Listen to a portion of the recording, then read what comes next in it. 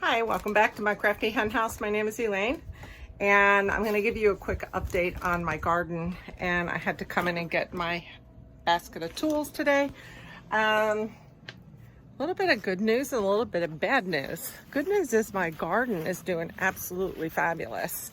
Bad news is I'm still getting some critters in there that are tearing up my tomatoes, and now they started eating my marigolds. And I have to put some fencing around the interior fencing. So I'm looking for some wire snips so that I can snip the wire that I'm tying the fence on. And this is the wire I'm using, little green garden wire. I'm not using it to tie anything up, and it's really important that I go ahead and get on getting this fencing up so that I can stop these critters, whatever they are. Let me go in to the garden and show you really quickly what I found. So everything is doing really good. This morning I came out and I watered, and I went ahead and I put some fertilizer down, some time release fertilizer. And as you noticed before, I was getting some gnawing here and here, and I ended up transplanting another couple tomato plants in there because there was only one in there, and now they have nubbed one of them off. Also, I had in this whole area right throughout here, I had planted olive marigolds, and my last video, these were gone, and now those are gone. And I had my beautiful bucket of marigolds back here, and before I put this cage on, they got in there and started eating my whole pot of marigolds down. So I put those basket cages on that I made with the wire. It's the same one that I have over my peppers, and I'll put another one over there when I get my seedlings put in. But let me show you what my fence is like. It's these, I would say these are 2-inch by about 3-inch square openings. And that's enough to keep a big rabbit out, but not baby rabbits or rats or mice. And I don't know whether you can see, but back here, all along that way, all the way down the property, we have a drainage ditch. It's always filled with water, but we do have a lot of thick overbrush on all sides, so we do get a lot of rats and possums.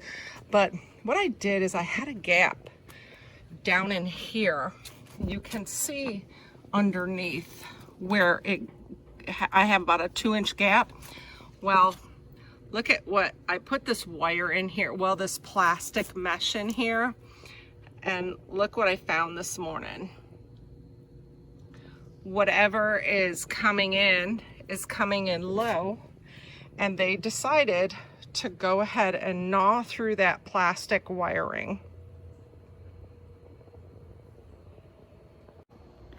So in my opinion, now I could be wrong, if you have any other ideas, please let me know down in the comments, but in my opinion, if it's a rat, they're gonna not even bother dealing with coming through a barrier. They're just gonna climb up and go over top of the board that's on the bottom. So I'm in belief that I've got baby rabbits, and I do have baby rabbits under my shed. So let me take you around and show you the other side of my garden. And you can see there's board all the way down to dirt, all the way around here. And once I get back here, you see where the little opening is. Now I got down here and I looked for any type of droppings, and I didn't see any rabbit droppings, but this is where they're going in, under here to that green mesh, because there's this gap that goes in here. So I'm gonna take my chicken wire and I'm gonna put the chicken wire on the inside, and I'll show you where I have rabbits. And I know because I see them every night, is they go in right here in that little opening. So I know I have baby rabbits and a mama rabbit, and they have been destroying my bromeliads. When we sit out at night, we can see them out here. Now see, that might be a little gap under there as well. And I'm gonna go ahead and use this wire right here, this chicken wire. And I'm gonna line the whole inside of the garden area with that wire. And you can see, this is where we sit at night. And I can see all the rabbits out in this area. And mama and baby. Sometimes we see them coming through that way where I had the rest of my soil. But yeah, so that's what I'm dealing with. So I'm gonna go ahead and get started, and I'm gonna use that wiring right there in the corner, and I'm gonna put it on the inside of this fence. I don't wanna put it on the outside of the fence. There's too many bends on the outside with the wood. This is nice and smooth with the wire that's existing there. And I'm gonna have it curve at the bottom and towards the dirt, just as you would if you were putting up a chicken coop and their run. You want to have the wire down so that the critters can't dig under or lift it up and come under. And I'm going to go ahead and use the metal, not the plastic, because of course they chewed through it, and get that area secured. I don't really think I need to do this area. It looks like all of the wire is right in the ground.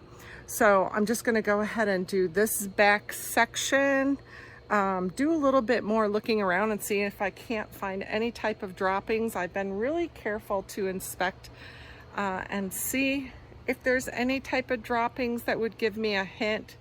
Usually rabbits will eat and poop at the same time.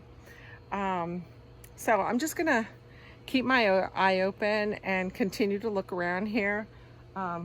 Maybe bring my little dog out here and let Cooper chase any little critters that might be hiding under buckets or anything, and put his scent out in here in the garden. So let me get busy, and I will pick this up when I get all the fence up and let you see.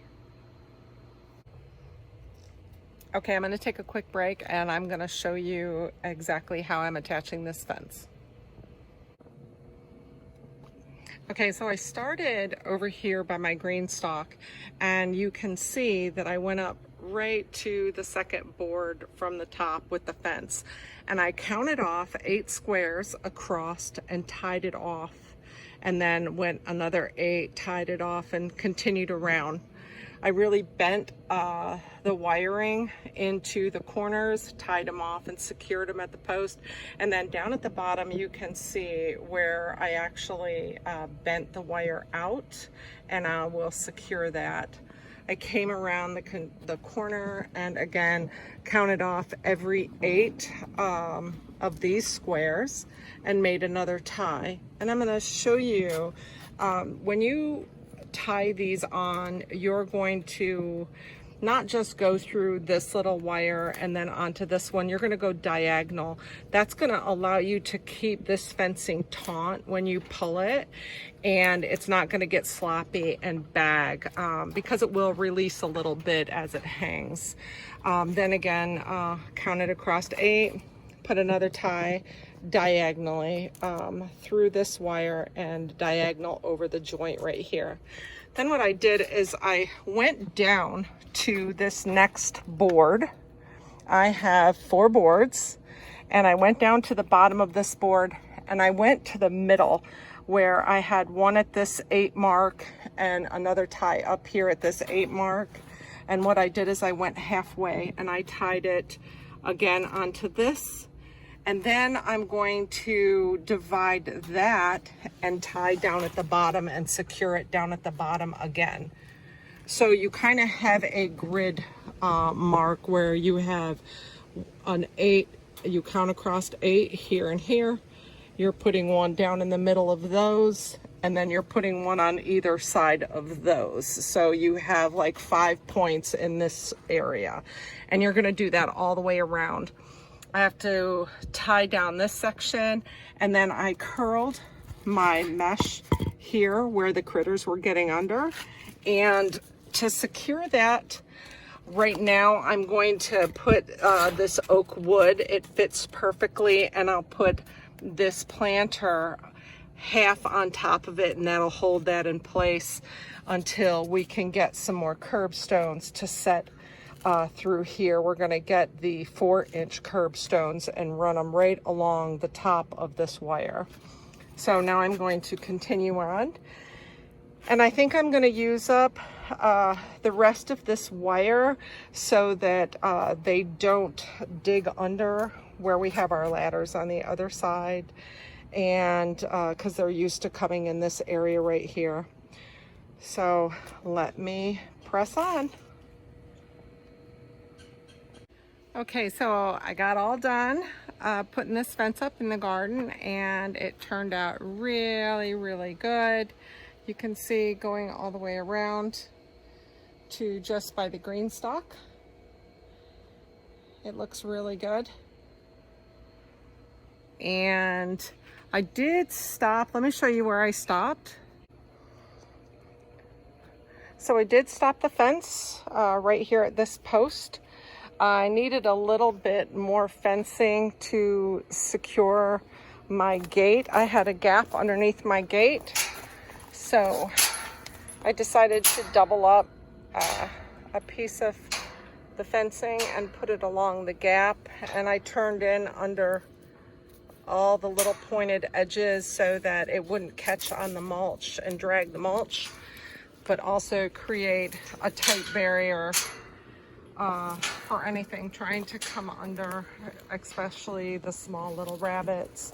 I also wanted to mention the roll of wiring actually comes tied together with this nice galvanized wire, and I decided to use this wiring to tie on to the fence, which ended up doing better than the green. The green would have looked really hodgy-podgy, so this looked really nice. And I've got all the bottom turned over with my secure logs holding it in place with the pot until we can get those stepstones. And over here at the corner, that's where it ended, and it's all tied, and it's pretty taut, so I'm really happy with it. And we're just going to give this a couple days and see if we were successful keeping the critters out. I have some other little pepper plants that are ready to be up potted, and then they're going to go in this space over here that's empty on this other side. And as far as the rest of the garden, it's doing really well. Just keeping the little critters out and showing due diligence on keeping up with my fertilizer and my watering. And my shade is doing really good. It's keeping off a lot of the leaves and the pine needles. And my husband, he'll come through here and he'll blow underneath, and it gets rid of all the leaves and the pine needles. So it's creating a nice shade, but it's also allowing a lot of afternoon light, just the right amount to keep things protected in this summer garden. So I thank you so much for joining me today, and don't get discouraged if you have little critters coming under.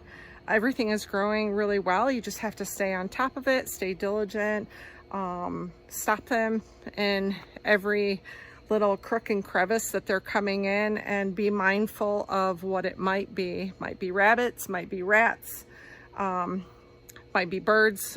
You just don't really know. Just be diligent about it, and don't get discouraged. Until next time, thank you for joining me, and God bless. Before I leave you, I wanted to show you this really unique insect that we have down here in Florida. They have them in South Carolina and I think in Georgia, and they're called a thorn bug. And let me turn you around and show you. They're on our pink powder puff. So this is the thorn bug. And let me bring it down so you can see a little bit better. They're very, very unique, and you can see they have a thorn on them, and they fly. They're not dangerous to humans, but they're sapsuckers is what they are. And they go along the tree, and see them all crawling. And you can see these are babies, the immature ones, and then there's a lighter green color as they mature. And let me see, I saw a mother thorn bug earlier that I wanted to share with you. And I'm not sure where she is. She's blue. Let me see if I can find her in here. But what she does is she puts, she protects her eggs from anything that might harm them. And she puts a secretion on them that make them taste really bad to predators. Okay, there she is. I had to go around and find her. Isn't that beautiful? What a creation. They're kind of creepy, but they're kind of unique.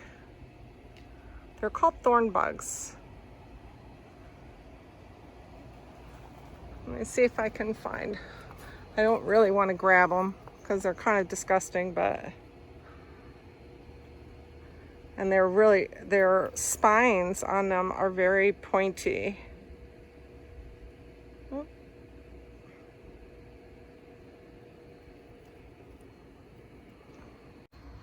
Sorry about that if you're creeped out by bugs, but I thought they were pretty cool and I wanted to share them with you.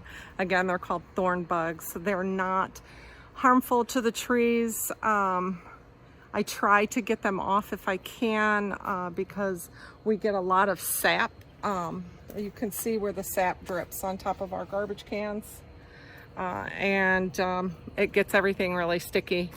But thank you so much for joining me. I love sharing this stuff with you guys, and if you have any suggestions for any of my garden area as far as keeping the critters out or anything with my plants and vegetation, please leave a comment, please subscribe, and until next time, thank you so much.